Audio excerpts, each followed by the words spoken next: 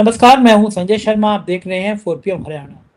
बहुत सारी बातें मन की करनी थी आपसे, बहुत सारे दुख दर्द साझा करने थे आपसे। लेके चलता हूँ सीधा अपने मन की बात, सुन के बताइएगा कैसी लगी बात। मुझे आपसे बहुत सारे अलग अलग मुद्दों पर बात करनी है। मुझे आपको ये समझाना है और आपसे ये समझना है कि लोकतंत्र में आपकी अभी कितनी आस्था बची है। क्या आपको अभी भी लगता है कि भारत में लोकतंत्र उतनी मजबूती से खड़ा है जितना बाबा साहब ने संविधान बनाते समय इसकी रचना करी थी और यह माना था कि इस देश की आत्मा लोकतंत्र है, संविधान में लोगों की आस्था रहेगी? क्या मौजूदा सरकार जिस तरह से संविधान की हत्या कर रही है, जिस तरह से लोकतंत्र को खत्म कर रही है, जिस तरह संघीय ढांचे को तहस नहस कर रही है, आपको क्या लगता है ये देश किस दिशा में और कब तक चला जाएगा? बात छोटी सी आंदोलन से शुरू हुई थी, छात्र आंदोलन से शुरू हुई थी। सरकार बड़ी खुश थी कि कांग्रेस पार्टी को जन समर्थन नहीं मिल रहा, लेकिन घमंड में डूबी सरकार ये भांप नहीं पाई कि एक ज्वालामुखी अंदर अंदर गर्म हो रहा है, तैयार हो रहा है। सरकार को लगा कि इस देश का जनमानस इतना मर चुका है, इतना खत्म हो चुका है, चाहे नीट की परीक्षा लीक हो, चाहे बाकी परीक्षा लीक हो, परीक्षाएं रद्द हो, चाहे अग्निवीर जैसी योजना लाई जाए, चाहे एथेनॉल के नाम पर गाड़ियों को कबाड़ा कर दिया जाए, आपको साधारण तेल भी 170 रुपए में लीटर में आप खरीदें ये मजबूर कर दिया जाए, जहां टैक्स का बोझ लाद दिया जाए, जहां करप्शन हर गली मोहल्ले में गूंजने लगे, जहां भगवान राम के मंदिर में चोरी होने लगे, लेकिन सिस्टम को लगता है कि आप तो शांत हैं, आप कुछ रिएक्ट नहीं करेंगे। और यही आपकी शांति सरकार को इस बात का संकेत देती है, इस बात की रचना रचने में मदद करती है कि इस लोकतंत्र की हत्या चाहे ज्ञानेश कुमार के जरिए हो, चाहे ईडी के जरिए हो, चाहे इनकम टैक्स के जरिए हो, कोई कुछ बिगड़ेगा नहीं। लेकिन हर तानाशाह का अंत ऐसा ही होता है। घमंड में चूर ये लोग भूल गए कि भली ज्ञानेश कुमार आ गए, ईडी आ गए, इनकम टैक्स आ गया, लेकिन अभी भी इन आपातकाल का जिक्र करते करते ये भूल गए कि इमरजेंसी में ताकत इससे ज्यादा थी। लेकिन ये देश की जनता है, जब सड़कों पर आई तो बड़ी से बड़ी हुकूमत हिल जाया करती। वांगचुक साहब को जिस तरह सफेद चादरों में लपेट के उठाया गया, उसने देश के लोगों के अंदर एक उबाल पैदा कर दिया, गुस्सा पैदा कर दिया। जो लोग खामोश रहा करते थे, जो लोग शांत रहा करते थे, वो भी अब सोशल मीडिया पे अपना गुस्सा जताने लगे। जिस बॉलीवुड को अनुपम खेर जैसे चमचों के जरिए मैनेज करने की कोशिश की जा रही थी, भक्ति काल का प्रवचन किया जा रहा था, वो बॉलीवुड के लोग सीधे सीधे जंतर मंतर पर पहुंच गए। चाहे प्रकाश राज हो, चाहे सोनम जी हो, चाहे फिर पूनम पांडे, मेरी पड़ोसन है वो। और आज वो पहुंचे और किस तरह से बोल्ड अंदाज में उन्होंने छात्रों के संग बात कही, अपनी बात कही। उन्होंने कहा कि वो नौजवानों का सपोर्ट करने आई है, वो बीजेपी कांग्रेस किसी की बात करने नहीं आई है। मुझे बड़ा अच्छा लगा पूनम पांडे जी का ये बेबाक रूप देखकर, ये हिम्मत देखकर। मुझसे बात भी कर रही थी, मैं उनके घर भी गया था। उन्होंने कहा था ये बात कि देश के लोगों को सोचना चाहिए कि नौजवान इस देश की आत्मा है। हमें अपने बच्चों की बात नहीं सुनेंगे तो सरकार किसके लिए होती है? सरकार अभिभावक होती है। ये घमंड किस चीज का, ये अहंकार किस चीज का कि सरकार सुनेगी ही नहीं बात। वो तस्वीरें वायरल हो रही हैं कि वांगचू साहब के पिता लद्दाख में धरना दे रहे थे, अनशन कर रहे थे, तो इंदिरा गांधी खुद उनको जूस पिलाने पहुंच गई। कितना बड़ा वाकई में 56 इंच का सीना होता, मान लेते कि अगर 56 इंच का सीना है, अगर खुद प्रधानमंत्री जी वांगचुक साहब के पास चले जाते, क्या बिगड़ जाता? किस चीज का घमंड? आपका 56 इंच का सीना चूहा बना दिया है ट्रंप ने, पूरी दुनिया देख रही है कि क्या आपकी हैसियत बना दी है। तो आपके 56 इंच के सीने को तो सिर्फ आपके भक्त, आपके चमचे ही मानते होंगे। देश तो मानना बंद कर चुका है आपका। आपके 56 इंच के सीने में थोड़ी संवेदनाएं बची होती तो ये मानते ही आपके अपने बच्चे हैं, ये देश के बच्चे हैं। कोई अमेरिका से पढ़ाई करके आया है, एमबीए की, कोई इंजीनियरिंग करके आया है, बढ़िया बढ़िया, जो हाँ लाखों करोड़ों रुपए की सैलरी मिल सकती थी नौजवानों को। ये किसके लिए आए हैं? ये देश के जनमानस को जगाने आए हैं कि एक नाकारा बेशरम बेहा मंत्री है धर्मेंद्र प्रधान, जिसके नेतृत्व में लगातार परीक्षाएं लीक हो रही हैं, एक पेपर नहीं करा पा रहा है, भ्रष्टाचार का नंगा नाच हो रहा है एग्जाम में।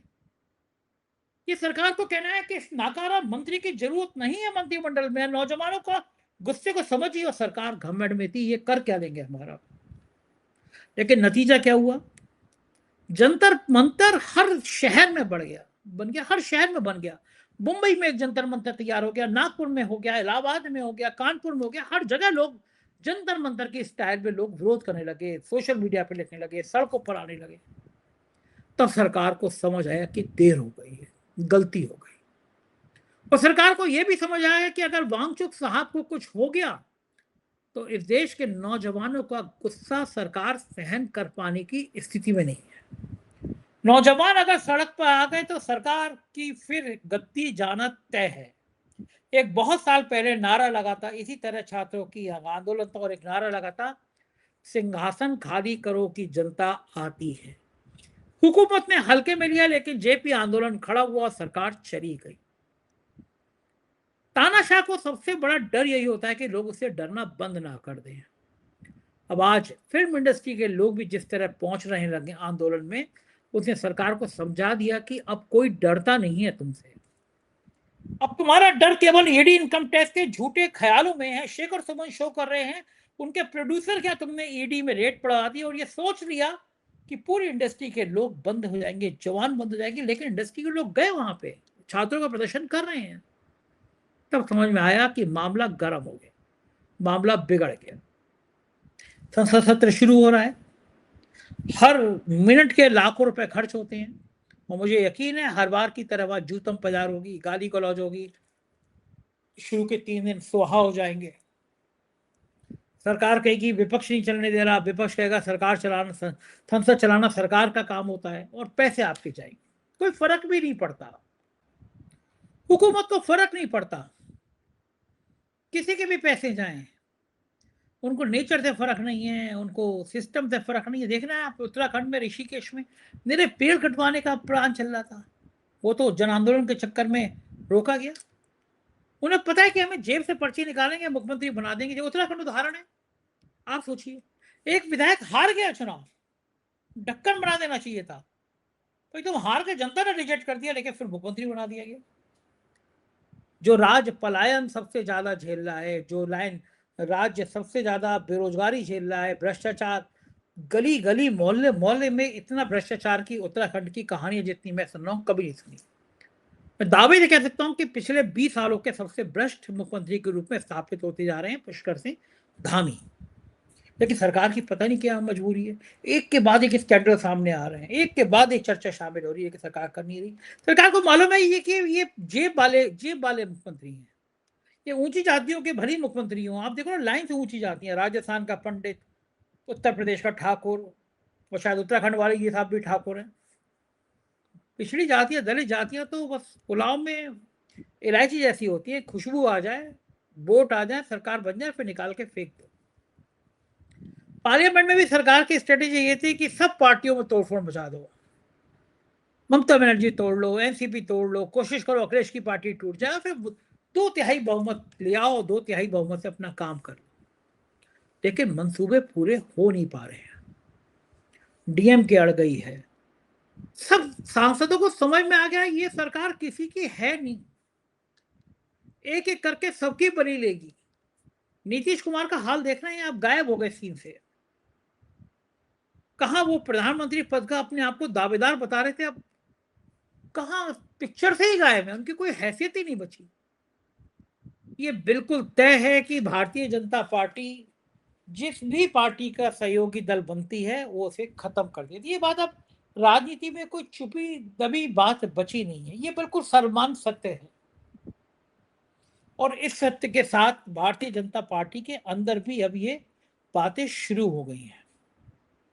ये बातें शुरू हो गई हैं कि खेल हो क्या रहा है। मंत्रिमंडल विस्तार टाला गया, गडकरी की छुट्टी करने की पूरी प्लानिंग थी। तेल मंत्री कोई और बयान ले रहे हैं, गडकरी। एथेनॉल के चक्कर में, तेल मिश्रण के चक्कर में आप किसी भी पेट्रोल पंप पर चले जाइए, लोग गुस्से में हैं, एवरेज खराब हो गया, गाड़ियां कबाड़ा हो रही। लेकिन सरकार के, आपकी जिंदगी कबाड़ा हो जाए या आपकी गाड़ी कबाड़ा हो जाए, कोई फर्क नहीं। उधर देखिए आप, राम मंदिर में, भगवान राम के मंदिर में करोड़ों की चोरी हुई, और चोरों को बचाने के लिए पूरी सरकार जुट गई है, पूरी सरकार लग गई है। पहले तो मुख्यमंत्री ने कहा कि साहब हनुमानगढ़ी पर नमाज पढ़ी गई, लेकिन उन्हीं के सजातीय ठाकुर ब्रजभूषण सिंह ने कहा कि झूठ बोल रहा है, कोई कोई नमाज नहीं पढ़ी गई। हनुमानगढ़ी में तो बनाई मुसलमान ने थी, वहां नाम रखा है मुसलमान का। ये साफ साफ चुनौती है, योगी आदित्यनाथ को चुनौती है कि उनके पड़ोसी राज्य के साथ बीजेपी के बाहुबली नेता जो अमित शाह के करीबी है, उन्होंने योगी से कहा कि झूठ मत बोलो। बरेली संभल हर जगह जाके योगी जी पुराना तुर्कों का इतिहास बता रहे हैं, मुसलमानों को धमकी दे रहे हैं, मौलाना को ये कर दूंगा, मौलाना को ठीक कर दूंगा। चंपत राय को ठीक नहीं कर पा रहे हैं। चंपत राय भगवान राम के करोड़ों रुपए का माल लेकर कहां चलेगा, इसकी चर्चा गली गली है, उसको ठीक नहीं कर पा रहे। निरपेंद्र मिश्रा के खिलाफ एफआईआर नहीं लिखा पा रहे, चंदा चोरों को गिरफ्तार नहीं करा पा रहे। वहां संभल और बरेली में जाके तुर्किस्तान के तुर्क लोगों को ठीक करेंगे। हर जगह केवल सांप्रदायिकता का नंगा नाच करना है, हर जगह हिंदू मुसलमान की भावनाएं भड़काना है, क्योंकि लोग सवाल करने लगे कि तुम भगवान राम की चंदा चोर हो, तुमने भगवान राम को नहीं छोड़ा, हमें क्या छोड़ोगे। इस देश में भारतीय जनता पार्टी के खिलाफ ऐसा माहौल मुझे बहुत सालों से कभी बनता हुआ नजर नहीं आया। गली गली मोहल्ले मोहल्ले में लोग कहने लगे हैं कि ये लोग तो चंदा चोर हैं, किसी के नहीं है। पैसा सबसे बड़ी ताकत है। गुजरात लॉबी इसके अलावा कुछ करती भी नहीं है, उसे हर जगह पैसा चाहिए, चाहे मथुरा हो, चाहे काशी हो, चाहे प्रयागराज हो, अयोध्या हो। जहां ठेकेदार मिलेंगे वो आपको गुजरात के मिलेंगे, गुजरात लॉबी के मिलेंगे। कारण क्या है? कारण पैसों की लूट है, पैसों की गुंडागर्दी है। संघ मुंह दिखाने लायक नहीं बचा। लोग पूछ रहे हैं ये संघ के 5 स्टार 7 स्टार जो बिल्डिंग बन गई है, इसका पैसा कहां से आया। आज हम कहा कि जौहर विश्वविद्यालय को बुलडोजर चलाने की बात एक भ्रष्ट आईएएस कर रहा है, जो उत्तर प्रदेश के सबसे ज्यादा भ्रष्ट आईएएस अफसरों में गिना जाता है, अजय द्विवेदी। कोरोना काल में मैंने पहले भी शो किया था उस पर, जो कोरोना काल में लाशें जलाने की लकड़ी आई थी, उसको गवर्नर हाउस से भेज दिया था अलाव जलाने के लिए। सब जौहर नाम लगाए तो यूनिवर्सिटी गिरा दोगे। बना नहीं मिल रही है ऐसी शानदार यूनिवर्सिटी, सालों में बनी नहीं। बना क्या है? बना है माहौल। आप कांवड़ यात्रा पे जाओ, कांवड़ यात्रा में गुंडागर्दी करो, गाड़ियां तोड़ो, कोई कुछ कहेगा नहीं। पुलिस अफसर हेलीकॉप्टर पे आप पे फूल बरसाएंगे, गुंडों के पैर धोए जाएंगे, और दलाल मीडिया हिंदू मुसलमान करने में जुट जाएगी।